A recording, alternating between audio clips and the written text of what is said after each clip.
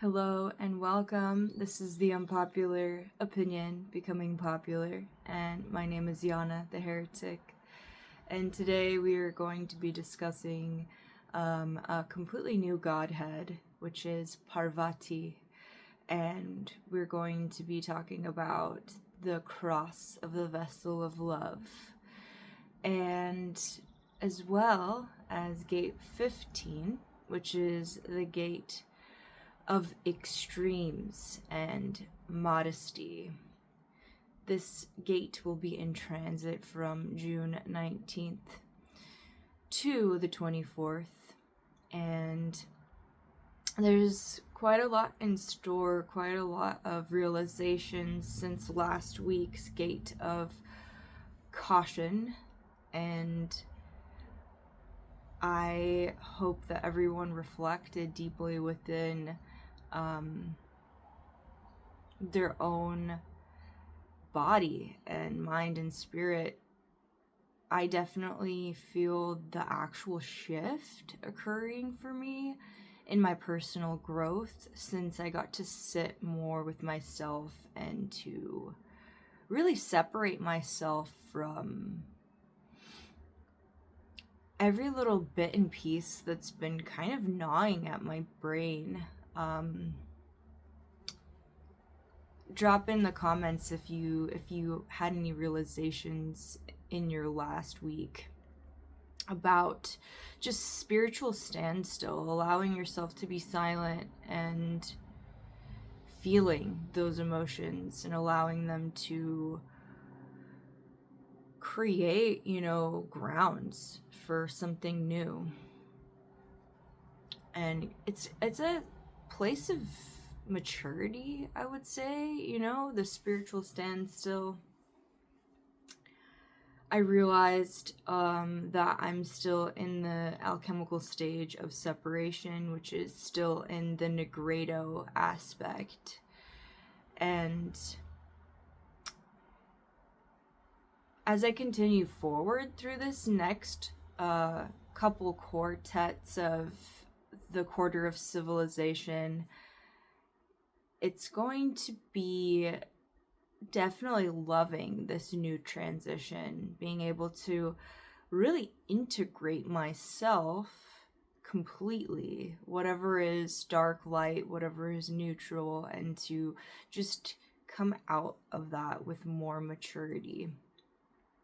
And that brings us to the cross of the vessel of love, which, if you look at the Rave Mandala wheel, this will be directly the vertical, the 10 and 15, that separates the left and the right half of the Rave Mandala.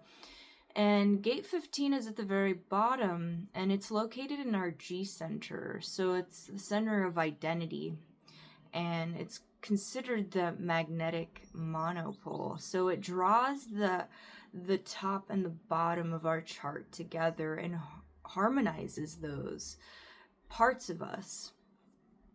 And the cross of the vessel of love is about truly just seeing your own individual form, seeing, the root system of why you love to be yourself. That's very much the polarity of gate 15, which is the 10. It is the gate that is the love of oneself. So being able to see the love of oneself play into the modesty aspect. Because if you truly do love yourself, I'm sure you've heard of this, if you love yourself, you are more likely to have your cup overflow, and therefore you love others. You're just beaming and glowing with this energy that truly is lacking judgment. That is what modesty is realizing that just because the king is the king doesn't mean that he's better than the homeless beggar. The beggar may have way more life experience than the one that sits on the throne in luxury. So it's really just seeing the auric fields of everyone instead of really seeing the form. And it's about trying out, different forms, and to realize, what really adheres. That's what this transit's gonna feel like. You're gonna be kind of swayed into like certain different extremes. You may never have partaked in a certain activity. You may never really like smoke, and then all of a sudden you're doing like this different ritual, to protect yourself. You've never done that, you've never been spiritual, then all of a sudden someone comes into your life and shows you a different way that they live and what's truly their form, and then you're like, well, maybe I'll just try it out. That's what gate 15s are really like. They're able to be extremely fluid. This is the most fluid of all people because they don't want the routine. They don't need it. They want something different every day. They're the ones that can be more of gypsies.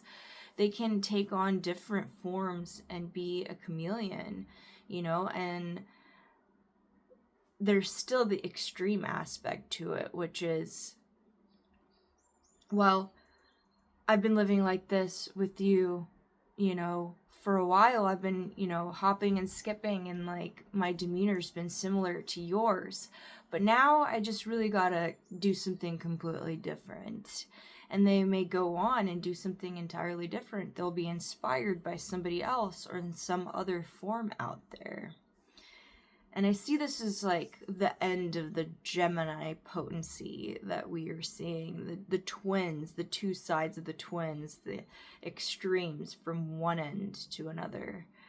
And it's a very bubbly type energy. It's the type of person that's really inspired by ideas and communication and the ability to, work with just about anybody. And that's what is extremely magnetic about the 15. The 5 and 15 are extremely magnetic people, because it is that sacral, which is the 5, to the 15, which is the identity. It's the ambition to do something. Whereas the 5 is more so the routine, the locked in. I'm going to do this all the time, every day, because this is my form. I know my form. I know what it takes for me to be my best self. And I absolutely need it to go this way. The 15 is completely the opposite. It is the appreciation of all forms of life, all walks of life. And there is absolutely no structure to it. Therefore, they can really be okay with themselves, day by day, traveling, being like a festival hopper, or painting with certain themes. 1 week it's going to be like purple and orange, and the other week's going to just be black. This is the type of person that will drink, a specific thing for a week. I'll try cacao out for a week, and then the next week they're drinking alcohol. Like, it just really doesn't matter. It's being able to see how everything and everyone really works. And that's exactly where they're supposed to be, It's really hard to keep still when you're gate 15. It's magnetic because other people know that they're not going to be judged by the 15. I embrace all types of people. I'm open, I'm open to your identity. And I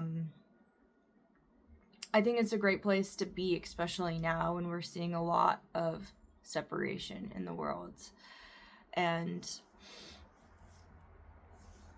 it just grounds all of that pulsating energy into just the foundation of love, self-love, the love of form itself, the love of all root systems, that they play a role in civilization.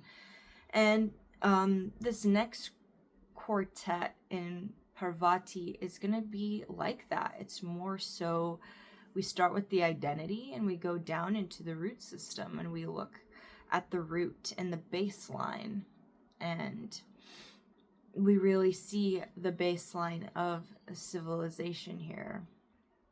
Now, Parvati is one of the main godheads. I love that the mandala wheel always brings out the head of the council, So Parvati is the consort, the wife of Shiva, which is the god of destruction in Hinduism, and transformation. So Parvati is the yin, it's the Shakti, it's the hum of the auric field, to see spirit and to see the flow of life as it works together, as all of the forms of life harmonize together and really affect each other. This is where the chemical reaction happens between souls, between, energetic and electromagnetics in general. The neutrinos and how they affect us, how plants affect us, how, insects and all animals affect us.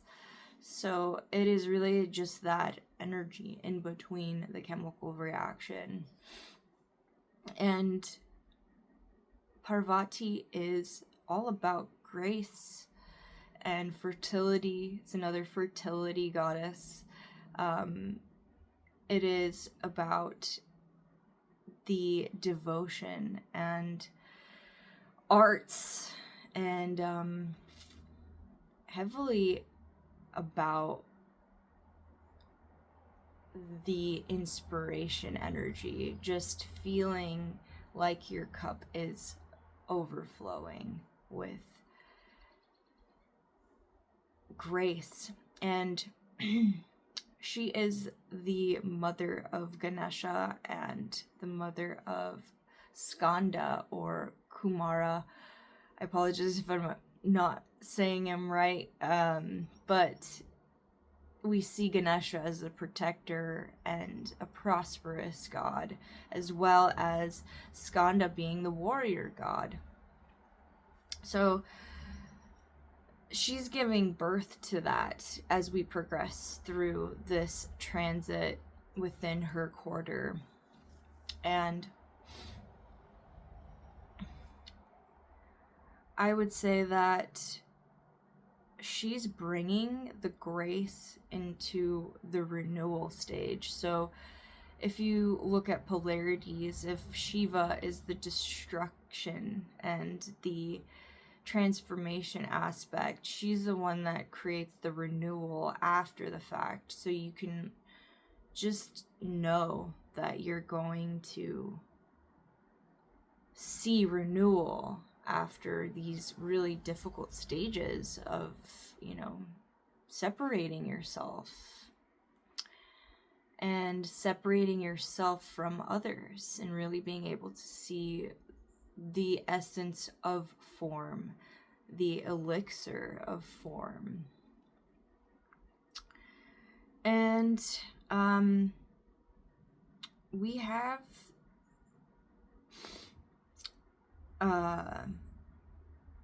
the harmonic being the 15, which I had briefly talked about, and together they create the channel of rhythm. So the 5 and 15 are rhythm in itself. It is the beat. It is the pulse, in general, between souls, between forms. And 15 has trouble mastering things in particular, like a particular skill, because they're always just spreading themselves through different walks of life. Whereas the 5 is more prone to the magnetic energy of mastering one thing and knowing it in totality. And together, the 5-15 is the type of person that draws in people into their rhythm. If this isn't my favorite aspect, because me and my partner, he's got the 5 and I have the whole channel of the rhythm, and you can see how it plays a role because he's a drummer and I'm more of a multi-musicianist, if I can say, because I practice guitar, I practice drums, I practice piano, but he's just so masterful in the drums, in his own routine, in his own rhythm, and it is locked in. It is extremely solid. Whereas for me, I like to have a solid routine, and then I don't. I like to just journey kind of and adapt a lot to new possibilities, to something outside of theory, the theory of music.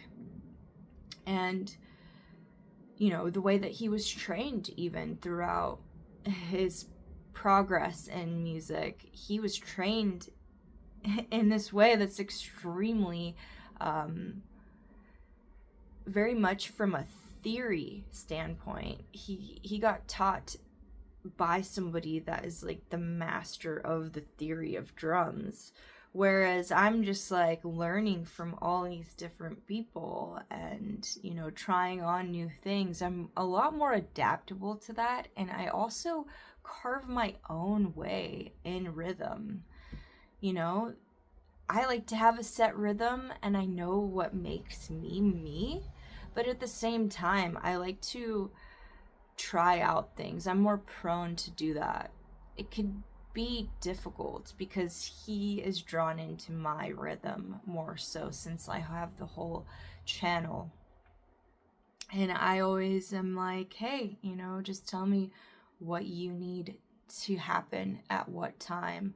I ask him, the night before, hey, like, what does tomorrow look like for you? What is going to make you feel the most whole as yourself, so that, my emotions or my rhythm doesn't displace you within it. But, so far he's just been completely like magnetized and snapped to grid into my rhythm. And there's ups and downs in that.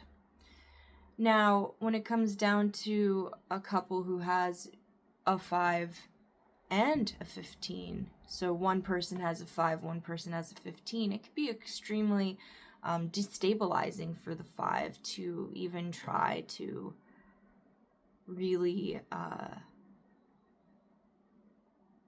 be that fluid. It's going to make them feel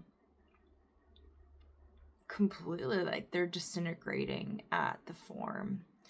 And it is real. It can be seen as health, issues. A lot of people, depending, on your arrows in human design, your determination, your digestion, the way that you move through life, it's going to be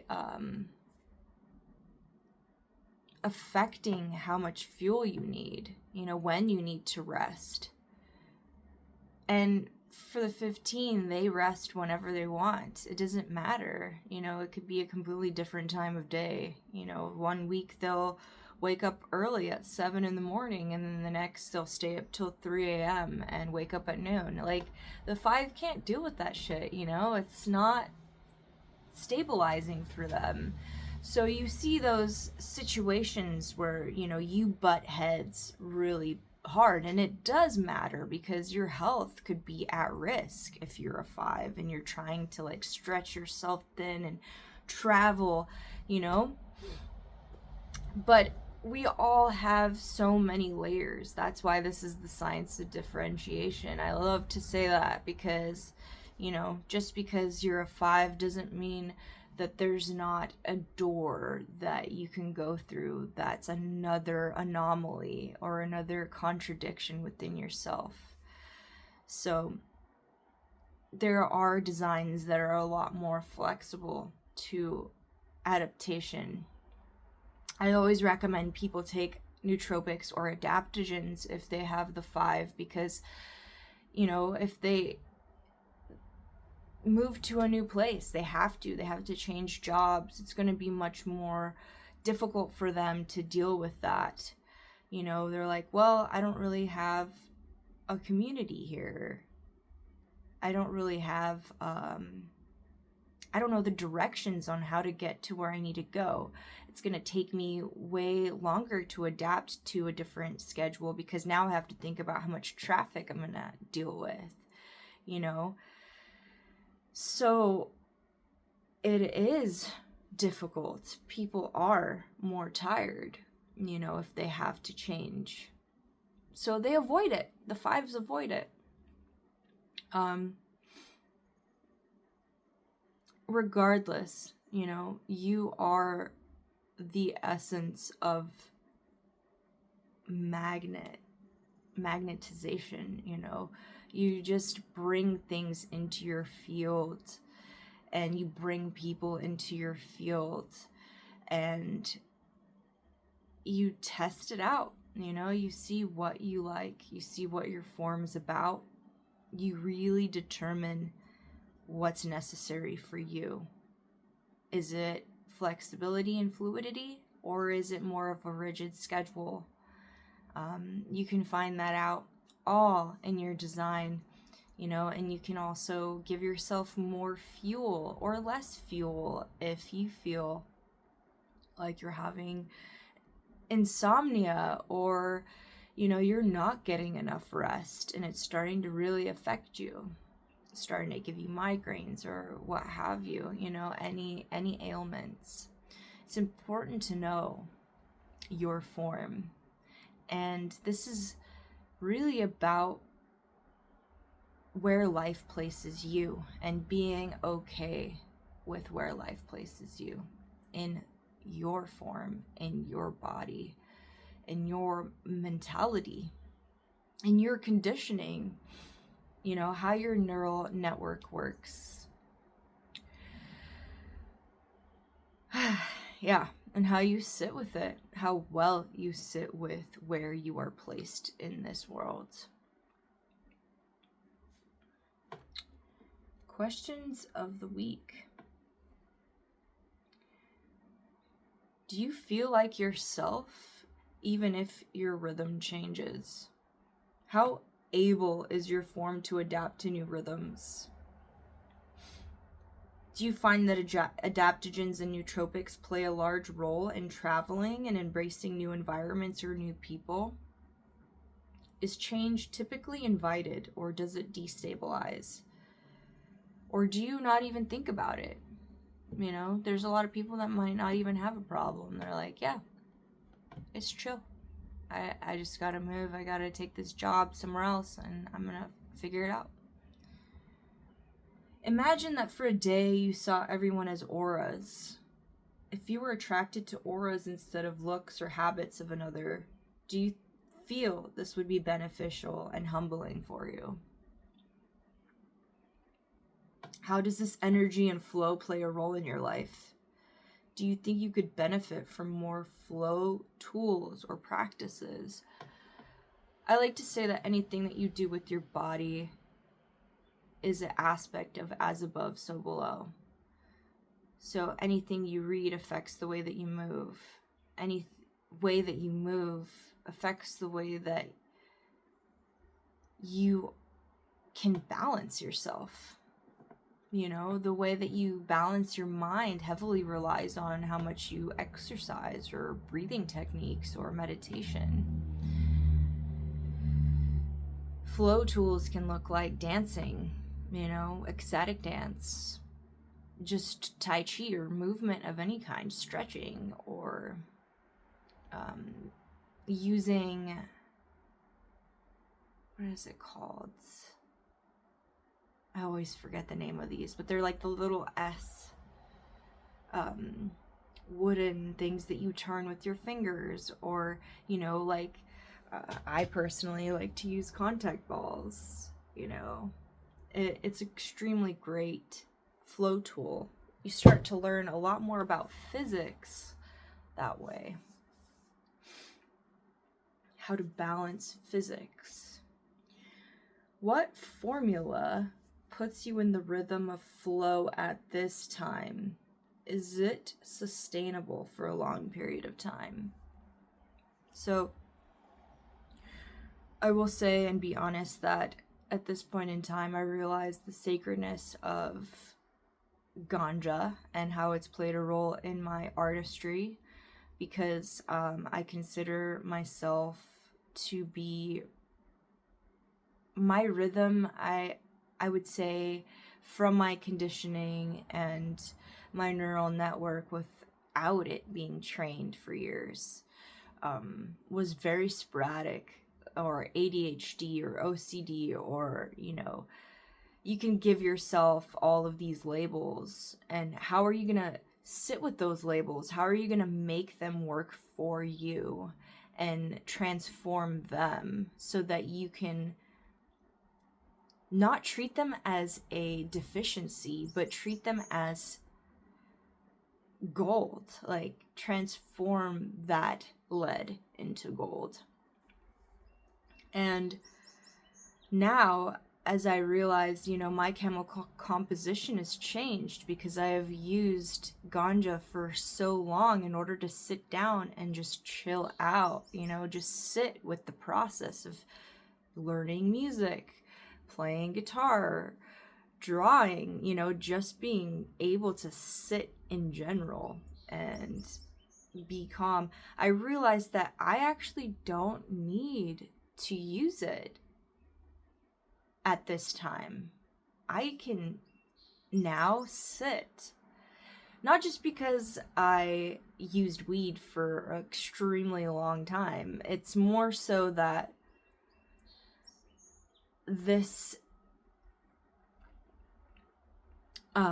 beautiful herb, you know, it allowed me to shed some of that ego, but also it really led me to these other paths of meditation, of grounding, of yoga, or whatever else, you know, that really helps me cleanse my limbic system, you know, so that I'm not in fight or flight, so that I'm not just like constantly indulging in cleaning or, you know, some extreme detailed root system. You know, it's all a part of who I am, but at the same time, like, I don't need to be overwhelmed by it. I can be patient and sit within the process. So that used to be a part of my formula. Weed, you know, ganja, sacred herb. But now, you know, going through so many years where my chemical composition has changed. You go through 7 years where, you know, your cells were different, and now you're getting older and your cells have changed. You know, your whole entire body's changing. My formula looks completely different now. So what is a sustainable formula?